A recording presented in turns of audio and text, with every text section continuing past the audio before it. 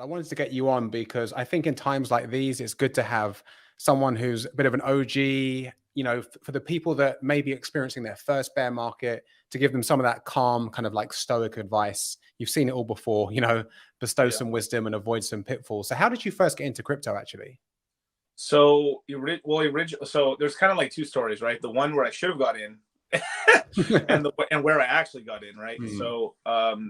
So originally I had heard about crypto through the Silk Road, and we, of course, being kids and stuff, we wanted to go buy some, some weed, basically. And at the time, personally, I didn't have a bank account. It was like pretty much, I come from immigrant parents and stuff like that. So some of the financial education wasn't really there in terms of having like, bank accounts, credit cards and all this stuff, credit and everything like that. So we were pretty primarily kind of like a cash-based society, kind of in that sort of thing, because everyone got paid in cash. It Hmm. worked cash. It was all cash basically, because people were afraid of getting like leaving a paper trail, because they were Sure. afraid that they were going to get deported. Basically, that's kind of what the fear was, really. And then now that's completely gone away over time. But like, especially during like 2009 and backwards 90s, a lot of the Mexican American community was pretty much a cash economy. So during that time, right, like I had like $300-400. I wanted to buy some Bitcoin, because we all want. So I was telling my friend, like, hey, let's buy 500, let's buy two. I'll give you $300 of it. Let me get 200 of those Bitcoin. I'll keep them so I can buy something later, maybe, and we'll buy something like that. But he just got scared and didn't do it, basically. Shout out Julio. But so I'd known about Bitcoin for quite a long time. We were right on the website. There was like a third-party website where you actually could use a credit card to actually buy Bitcoin at the time. It probably was like $20 or less, honestly. Wow. Yeah. So that didn't happen. So after that, didn't hear much about it. Pretty much, a couple of years later, I heard it got to 1,000 and it just pretty much collapsed. Was pretty much the most. So I was like, oh wow, it went pretty high, but like wow, it crashed pretty What bad. year was that then? Around. So that was 2015, maybe 15 Okay. or 14. Yeah, in terms of the prices of BTC, one hit 1,000, and then it crashed down to I think anywhere from 100 to $50. It's quite a. Since I wasn't in the market, I can't really quite remember the lows, Hmm. but it crashed quite significantly.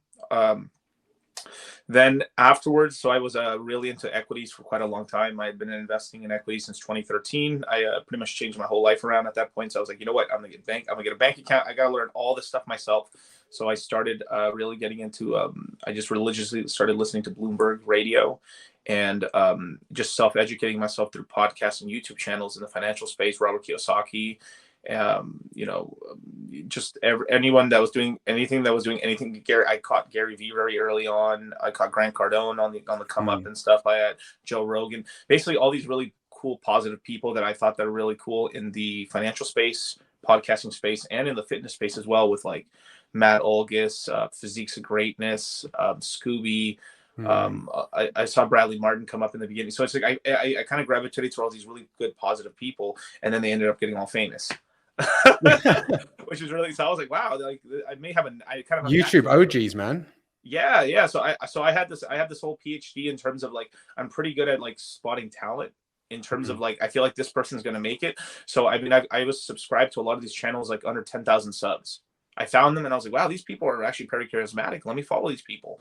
And yeah, More Plates, More Dates was another one. I followed him. I was probably sub to him under 5,000. I love Derek, man. It's a great Yeah, channel. dude, Derek's amazing. Hmm. He's a great guy. I use his supplements all the time. I found him because I was following Good Looking Loser, like, which is his mentor, which is his partner for all the supplement company and stuff. Because like I was in the pickup artist, like every guy, right, trying to get better with girls, right?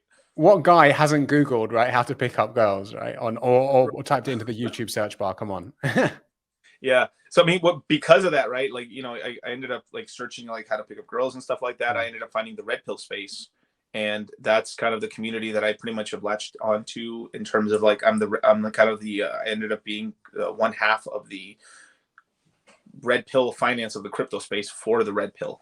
So it's me and Charlie from Cultivate Crypto are pretty much the people teaching the entire red pill, which is basically a bunch of dudes trying to get better.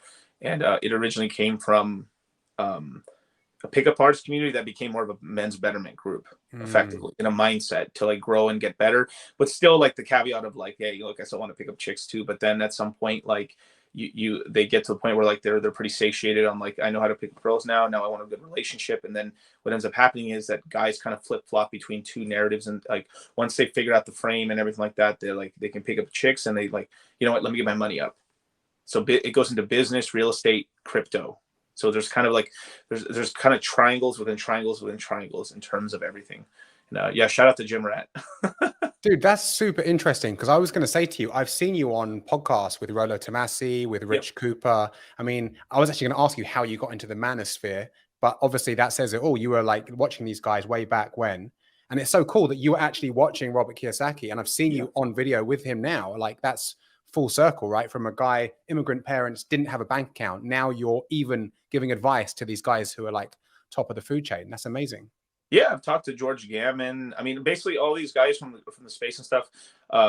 It's kind of crazy how the people I've met over the last year or 2 years. Like, I mean, like one of my proudest moments was Robert Kiyosaki saying I got the best crypto course in the world. That was Wow. pretty cool, man. Because like that, you know, Robert Kiyosaki's Rich Dad Poor Dad was really the first ever book I read. When did I read? I must have read it either in the end of middle school or the beginning of high school when I read the his original one, and then the Four Quadrants after that. But Classic. it just hear it was like hearing your hero tell you like, yo, you're actually out here. That's kind of I'm like, that was such a moment right there. It's gonna be burned forever in my head forever. But shout out to Robert Kiyosaki for sure.